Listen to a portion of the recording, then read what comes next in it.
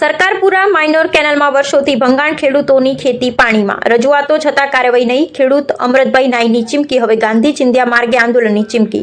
પાટણ જિલ્લાના રાધનપુર તાલુકાના સરકારપુરા ગામ વિસ્તારમાં આવેલી સરકારપુરા માઇનોર કેનાલમાં વર્ષોથી પડેલા ભંગાણને કારણે સ્થાનિક ખેડૂતો ભારે મુશ્કેલીઓમાં મુકાઈ ગયા છે. કેનાલ તૂટેલી હાલતમાં હોવાને કારણે પાણીનો પ્રવાહ સીધો ખેતીવાડી જમીન તરફ વળી જાય છે, જેને પરિણામે અનેક ખેતરોમાં સતત પાણી ભરાઈ રહે છે અને ખેડૂતો માટે વાવેતર કરવું મુશ્કેલ બની ગયું છે.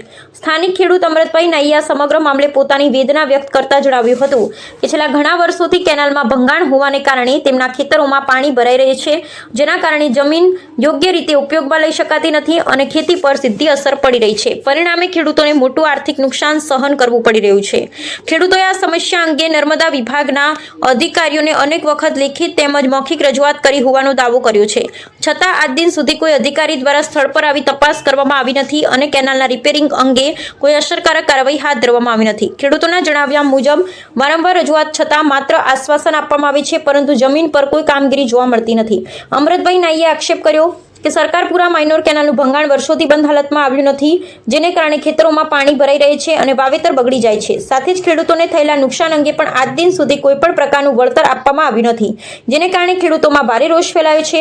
ખેડૂતોનું કહેવું છે કે જો તાત્કાલિક ધોરણે સરકારપુરા માઇનોર કેનાલનું રિપેરિંગ કામ શરૂ કરવામાં નહીં આવે તો તેમને મજબૂરીમાં ગાંધીજીના માર્ગે આંદોલનનો સહારો લેવો પડશે. ખેડૂતોનું માનવું છે કે હવે આ સમસ્યા માત્ર ખેતી સુધી મર્યાદિત રહી નથી, પરંતુ તેમના જીવન નિર્વાહનો પ્રશ્ન બની ગઈ છે.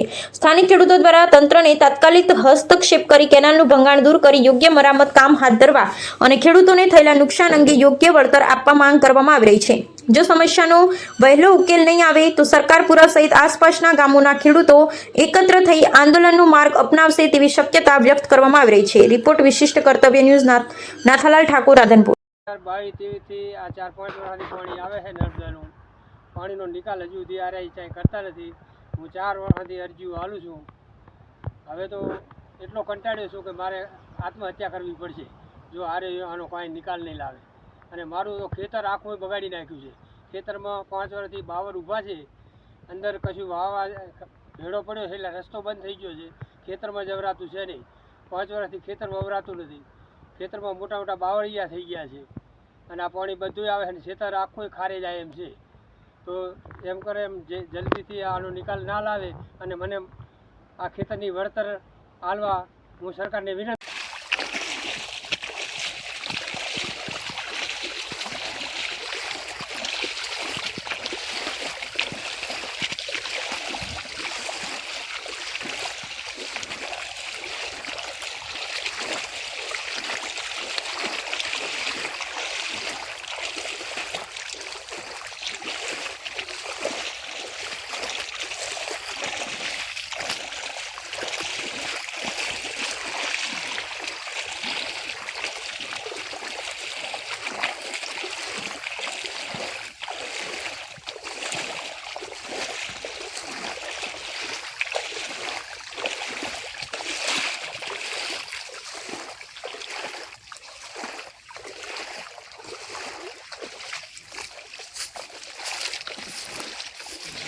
ખેતર સિવાય કાંઈ જતું નથી, કાંઈ આગળ નિકાલ જ નહીં.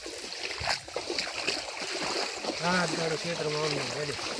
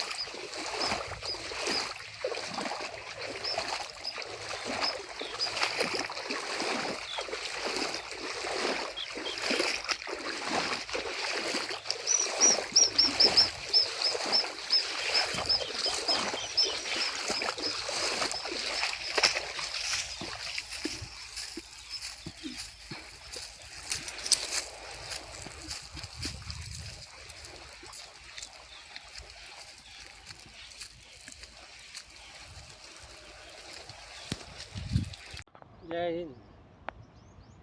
મારે આ ખેતરની અંદર 5 વર્ષથી નર્મદાનું પાણી આવે છે તો એનો આજ દી સુધી કોઈ નિકાલ કરતા નથી. હું 4-5 વર્ષથી અરજીઓ આલું છું, તો મને આશ્વાસન આલે છે, પણ એ માયનું કાંઈ કરતા નથી. આ ખેતરની અંદર રેડો પડવાથી રસ્તો પણ બંધ થઈ ગયો છે, એટલે ખેતર વવરાતું નથી અને અંદર બાવળિયા થઈ ગયા છે અને પાણી ગારો અને કીચડ થવાથી ખેતર આખું બગડી ગયું છે. તો હવે મારે ખેતર હમું કરાવવા માટે આને મને સરકારશ્રીને વિનંતી છે કે નર્મદા પાસે મને આનું વળતર લાવે, ને કે હું ગરીબ માણસ, આપઘાત સિવાય મારી પાસે કોઈ રસ્તો નથી.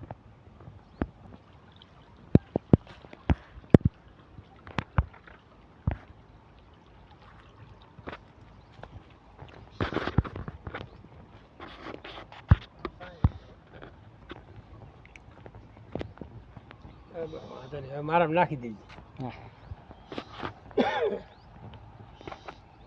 પાણી ભર્યું ને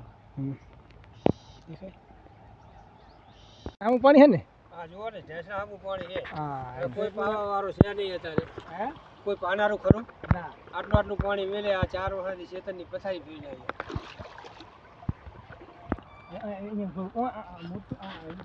હા, બધું આવી ગયું.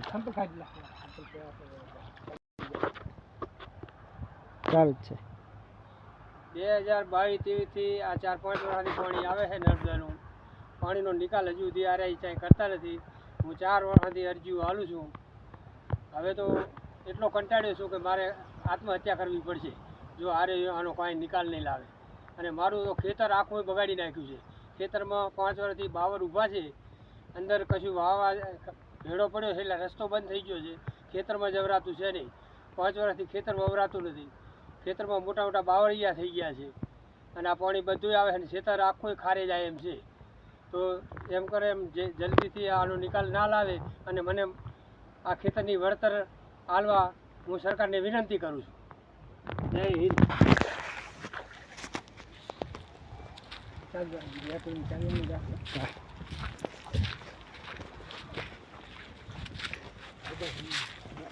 ચાલુ છે. આટલું દૂધ પાણી આ ખેતર આખરો મરી જાય. પછી બોલવાનું વિડીયો લેવાનું ખેતર આ બનતું ખેતરમાં પાણી જાય એવું થઈ ગયું. આ મારું ખેતર 10 વીઘાનું ભરાઈ અને બાજુના ખેતરમાં પાણી પોકવા આવ્યું છે અને મારા ખેતરમાં તો ઢેસણા હમણાં પાણી ગારો ખાડા એવું થઈ ગયું છે. આખું ખેતર બગાડી મેલ્યું છે 4 વર્ષની અંદર. તો જેમ બને એમ સરકારને વિનંતી કરું છું કે નર્મદાવાળાને કહી અને આ મારા ખેતરનો સુધારો લાવે ને, કેનાલનું પાણીની વ્યવસ્થા કરે. જય હિન્દ.